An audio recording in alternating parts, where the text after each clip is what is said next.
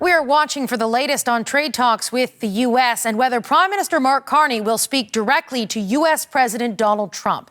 Trump says that Carney called the White House yesterday, but he didn't speak with him. Trump later told NBC News he was open to more discussions with Carney. We have the Prime Minister's response to the tariff hike, saying he is disappointed, but he adds that Canada remains committed to the free trade agreement.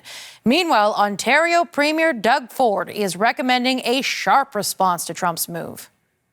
I wouldn't roll over, and I've told the Prime Minister, do not roll over, hit that guy back as hard as we possibly can, and that's what we need to do. Now, for more on this, we are joined by Brian Clow. He is the former Deputy Chief of Staff to Justin Trudeau. He was also in charge of the Canada-U.S. War Room, which you also named the Canada-U.S. Friendship Room, I remember back in the day. That's right. But you were in most, if not all, of the meetings with Donald Trump. So if anyone in this country knows what the current government is dealing with, it is you. And I want to sort of start there. You know, what do you make of what's happened over the last 24 hours? Well, good to be here, Katie. We are at a point that in Donald Trump's unpredictable world is fairly predictable.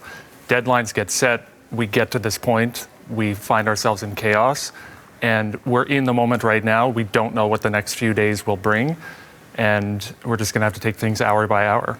If you were in the Prime Minister's office right now, what would be your main priority right now in this moment? Talking to officials, political leaders, obviously the Prime Minister, but also engaging outside with premiers, with stakeholders, and getting all the advice we can get on what move to make next. And I'm sure that's happening right now in Mark Carney's PMO. They've got to think now, what do they go back to the Americans with? Do they make another offer? Do they retaliate? Do they do both? And I think it's a good thing that officials and Dominic LeBon are staying in D.C. They're going to try to keep talking and try to sort this out. So right now, Canada has been isolated on the world stage. All of these increased tariffs or new tariffs that are coming into effect, Canada is the only one that is seeing a new tariff that kicks in today. Even Mexico was able to reach some sort of agreement where they'll continue negotiating for another 90 days. Why is Donald Trump making an example of Canada?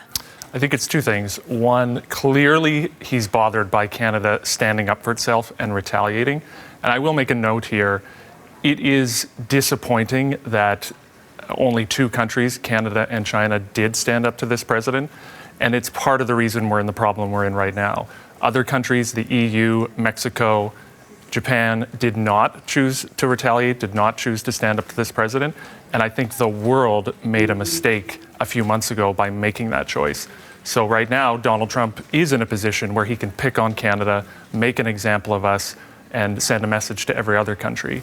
It's notable that the increased tariff hits Canada today, whereas every other country gets an increased tariff on August 7th. I think he's using us to send a message to the rest of the world. Don't retaliate, or else we'll treat you like we're treating Canada. And I think in this moment, and we're seeing it, and I have full confidence in the Prime Minister and his team, we've got to stand up strong and not feel bullied by this.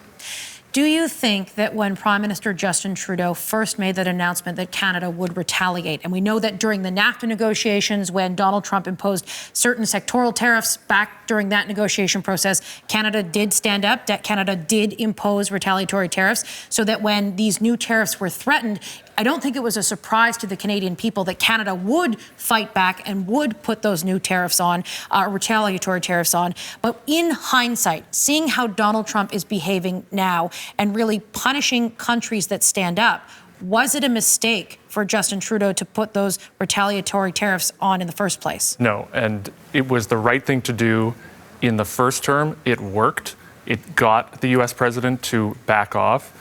It was the right thing to do earlier this year, and frankly, it achieved some success earlier this year. It got the president to, despite his threats, back off the worst of his threats and exempt the vast majority of Canada-U.S. trade. That said, right now, it's a very interesting choice for the Prime Minister and his team. Do they stick to what they said they would do in a situation like this, which is increase retaliation? I have been a big fan of retaliation, as I'm making clear right now. I think there has been a political consensus in the country that retaliation is a good move, but I do think they need to stop and consider whether to further retaliate right now, given Canada is standing on its own and the rest of the world is not standing with us. I wonder what you make of the fact that in this moment, Canada, which is the closest ally of the United States, the integration when it comes to trade, the economy, national security, all of these kinds of things, and for so long, this relationship has been so friendly. What do you make of the fact that right now Donald Trump is making the example of Canada? I think this is Donald Trump, and I'm a believer that the Canada-U.S. relationship and partnership will live on strong in the long term. But as long as Donald Trump is president, we're going to continue to face these challenges. Do you think that there's anything different in this moment in these negotiations compared to what happened the first time during those NAFTA negotiations? What I've sort of heard is that, in those first round of negotiations, Canada could sort of rely on people around the president who were allies of Canada, who valued the Canada-U.S. relationship and knew how important it was to American taxpayers, American businesses, and they liked the cooperation. But I'm hearing that possibly there isn't that sort of buffer zone, that sort of push back against the president. Do you think that's the case? I do think that's the case to a certain extent. There's still some pushback around the president. There are business leaders, major players in the U.S. Congress that don't fully agree with his trade agenda. That said, clearly the president is much more emboldened this time around than he was in the first term. And unfortunately for Canada and every other country in the world, he believes and his team believes his tariffs are working. Unlike March and April, when he made these announcements, went too far with his tariff imposition, and they got a huge blowback, the stock market crashed. Now they've kind of found an equilibrium that is working for them. The stock market's at record highs. They're raising revenues from these tariffs, and they're not getting, to your question, they're not getting the same pushback that they were even in March and April, and certainly not like they were in Trump's first term. So it adds to the very challenging situation that Canada is in as it's trying to negotiate this deal. That said, Canada has leverage here. We have cards to play. We've made some concessions already.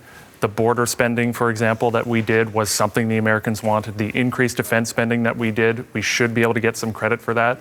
And that's why I'm choosing to remain slightly optimistic that with the team staying in Washington, they can sort this out in the coming days or weeks. Okay, so say imagine you're in Washington. You're sitting down with Kirsten Hillman, who's Canada's ambassador to the U.S., and Dom LeBlanc, who is the minister who's in charge of all these negotiations from the Canadian side. You have a planned conversation with Donald Trump. What kind of points would you be making with Hillman and LeBlanc, who are leading the conversation on this? What would you want them to say? What point do you want them to make to the Americans? I'm not there, as you know, and these conversations are so complex, and the list of issues that they are discussing is so long.